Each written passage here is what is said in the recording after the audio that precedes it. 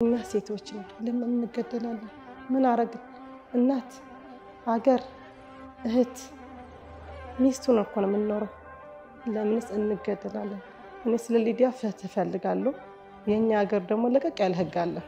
አትግደሉ።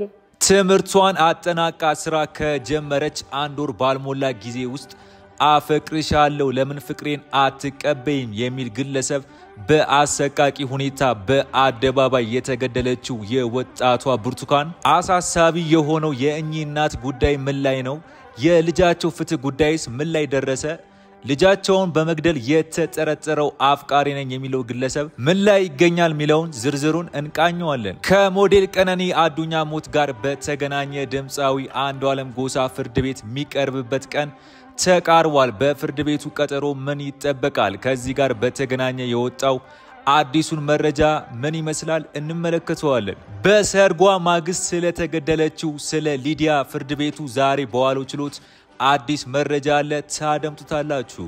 ሰላም ጤና ይስጥልን የቻናላችን ቤተሰቦች፣ አብራችሁን ስትቆዩ ዝርዝሩን እንቃኛችኋለን። ቪዲዮ ላይክ በማድረግ እንጀምር። ወደ መረጃው። በትግራይ ክልል ውቅሮ ከተማ ሊዲያ አለም የተባለች ግለሰብ ሰርጓ በተፈጸመ በአራተኛው ቀን በትዳር አጋሯ እንደተገደለች ይታወቃል። ተጠርጣሪውና የተገደለችው ሊዲያ እሁድ ጥቅምት 3 2017 ዓ.ም በደማቅ የሰርግ ስነ ስርዓት ነበር ወዳጆቿ ዘመዶቻቸው በተገኙበት የጋብቻ ስነ ስርዓታቸውን የተፈጸመው። እንዲያ ድል ባለ ድግስ የሰርግ ስነ ስርዓቷ በፈጸመች በቀናት ልዩነት ማለትም ሮቡ ጥቅምት 6 2017 ዓ.ም ከሌሊቱ 10 ሰዓት ገደማ ላይ መገደሏን የትግራይ ምስራቃዊ ዞን ሙሉ ብርሃን ካሳይ በወቅቱ ለቢቢሲ ተናግረው ነበር። ተጠርጣሪው ባለቤቷ ግድያው ከተፈጸመ በኋላ ወዲያውኑ እጁን ለፖሊስ በመስጠቱ ወዲያውኑ በቁጥጥር ስር ሊውል ችሏል። ባል አቶ ብርሃኑ ገብረ ጨርቆስ የተባለው ግለሰብ በ4 ቀናት ባለቤቱን አንቆ እንደገደላት የውቅሮ ከተማ ፖሊስ አዛዥ ገብረመድህን ገብረ ጊዮርጊስ በወቅቱ ሳይውሉ ሳያድሩ በይፋ መናገራቸውን ድምፀ ወያኔ መዘገቡም ይታወስ ነበር።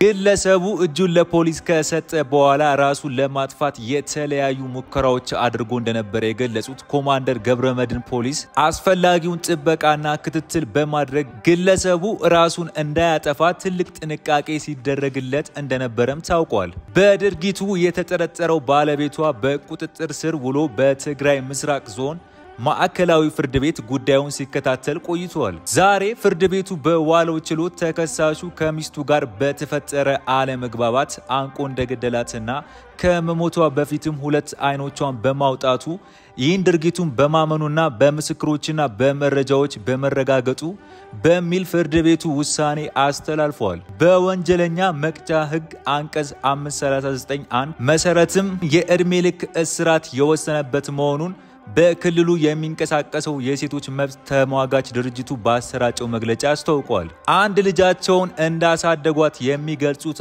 አጎት አቶ ግርማይ ፋሮስ ሟች ሙሽሪት አመፀኛና አስቸጋሪ እንዳልነበረች አለፍ ሲልም ሰላማዊ ሕይወት መኖር ትፈልግ የነበረች ሰው እንደነበረች ሲናገሩም ተደምጠዋል።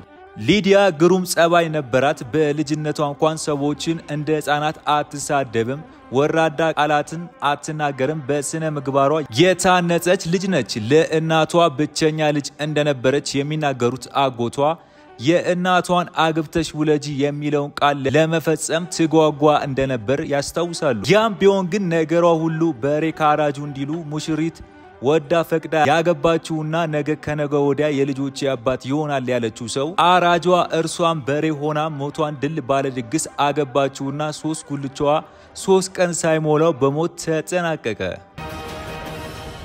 ትምህርቷን አጠናቃ ስራ ከጀመረች አንድ ወር ባልሞላ ጊዜ ውስጥ አፍቅሬሻለሁ ለምን ፍቅሬን አትቀበይም የሚል ግለሰብ በአሰቃቂ ሁኔታ በአደባባይ የተገደለችው የወጣቷ ብርቱካን ወላጅ እናት በአንድያ ልጃቸው ሞት ክፉኛ በሐዘን ተጎድተው ከባድ ሁኔታ ላይ እንደሚገኙ ተናግረዋል። እናት በየቀኑ መቃብር ቦታ እየተመላለሱ የልጃቸውን ማረፊያ እያጠቡ ስቅስቅ ብለው እያለቀሱ እንደሚገኙ የወጡ መረጃዎች አመላክተዋል። ከዚህ ቀደም እናቷን ባገኘንባቸው አጋጣሚ በአንድያ ልጃቸው ሞት በኋላ ህመሙ በርትቶባቸው ሐኪም ቤት መመላለስ አብዝተዋል። ሰውነታቸው ድቅቅ ብሎ አልጋ ላይ እየተነሱ ይወድቃሉ። ሲያወሩ ሳል ያጣድፋቸው ነበር። ስለ ልጃቸው ሲጠየቁ ተስፋ በመቁረጥ ስሜት ውስጥ ሆነው ይመልሳሉ። ልጃቸው ብርቱካን ትባላለች። በብዙ ውጣ ውረድ ውስጥ ሆነው ነበር ያሳደጓት። ትምህርቷን እየተማረች 12ኛ ክፍልን አጠናቃ ወደ ሀረማያ ዩኒቨርሲቲ ተመድባ ወደዚያ መራች። ዩኒቨርሲቲ ባሳለፈችባቸው ዓመታት ልጃቸው እንዳይጎልባት ከሰው በታችም እንዳትሆንባቸው እሳቸው ዝቅ ብለው እሷን ከፍ ለማድረግ ያቅማቸውን ይፍጨረጨሩ ነበር። በመጨረሻም መመረቂያዋ ደርሶ ሽርጉድ ተጀመረ። እናት የልጃቸውን ደስታ ለመካፈል ከአዲስ አበባ ተነስተው ወደ ሀረማያ አቀኑ። ያን ቀን ደስታቸው ወደር አልነበረውም። ብዙ የደከመችላት ልጃቸው አዲስ ምዕራፍ የምትጀምርበት ህይወቷን የምትለውጥበት ለሳቸው የምትደርስበት ጊዜ መሆኑን አስበው ደስ ተሰኙ። የሀረማያ ዩኒቨርሲቲ ምሩቅ ብርቱካን ከምረቃ ፕሮግራሙ በኋላ ወደ አዲስ አበባ ተመልሳ ስራ ፍለጋዋን ቀጠለች። ከብዙ ድካም በኋላ አንድ ስራ ጀመረች። ስራን ከጀመረች 1 ወር ሳይሞላ ነበር ህይወቷ በግፍ የተነጠቀው። ከዛ ጊዜ በፊት አፈቅርሻለሁ የሚላት ግለሰብ ወደ ህይወቷ መመላለስ ጀመረ። ችግሩ ይህ አይደለም፣ እየቆየ ሲመጣ ነበር ይሄ ሁሉ ዱብዳ የተፈጠረው። ይህ ነገር ከተፈጠረ 6 ወር ሆነው። ይው ተጠርጣሪው በተደጋጋሚ በሚሰጡ ቀጠሮዎች ያለምንም ፍርድ እስር ቤት ውስጥ እንደሚገኝ የጉርሻ ገጽ መረጃ ያመለክታል። የብርቱካን ቤተሰቦች እንዳሉት ከሆነ እጅግ ወፍሮና አምሮበት ተመልክተነዋል ብለዋል። የኛ ልጅ ግን ህይወቷ ተነጥቆ ቀረችብን እያሉ ማዘናቸውን ነው እንደተናገሩት። እናት አንድ ልጃቸውን አተው ክፉኛ ተጎድተዋል። ብርቱካን ፍትህ ትሻለች። የብርቱካን እናት ፍትህ ከተገኘላቸው ሀዘናቸውን ሙሉ በሙሉ ለማላቀቅ ባይችልም እንኳን ጥቂት ረፍት ግን እንደሚሰጣቸው ይታመናል። መጋቢት 29 የተያዘው የፍርድ ቤት ቀጠሮ 3 ቀን ቀርቶታል።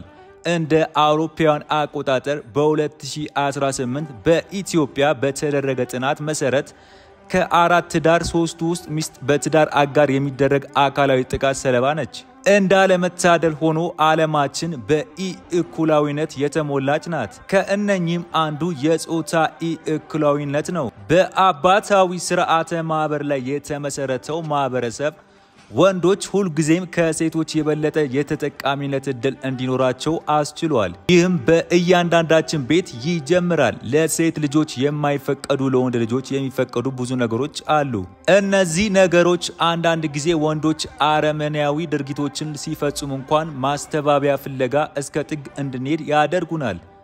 በባሏ ቁጥጥር ስር ሆና በጉልበት እየተሰቃየች ያለችን ሴት ሳይቀር ለምን ጥላው አልሄደችም ብለን ለመውቀስ ይዳዳናል። በቁጥጥር ስር አድርጎ ከሚያሰቃያት ለምን ነፃነቷን አልሰጣትም ብለን ግን አንጠይቅም። በዚህ ላይ ደግሞ ለምን ጥላ አትወጣም እያለ የሚወቅሰው ማህበረሰቡ በትዳር ውስጥ ሚስት የሚደርስባት በደል ችላ መኖር የሚያቆለጳጵስ አባታዊ ስርዓት ማህበር ያለው ነው። የችግሩ ስረ መሰረት ልጆችን ለወንዶች የተለዩ ድሎችንና ሁሉም ይገባኛል ባይነት በጎን ደግሞ ስሜታዊ አስተውሎት ኢሞሽናል ኢንተለጀንስ እንዳይኖራቸው አድርገን ስለምናሳድጋቸው እራሳቸውም ሆነ የፍቅር አጋሮቻቸውን እንዲጎዱ ማድረጋችን ነው።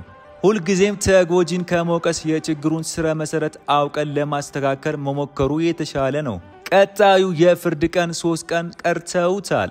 በአደባባይ የሚገኘውን ፍትህ የምናይ ይሆናል። የተወደዳችሁ የቻናላችን ቤተሰቦች ለዛሬ ያሰባሰብንላችሁ መረጃ እነዚህ ነበሩ። በሌላ መረጃ እስከምንገናኝ ቸር ያቆየን።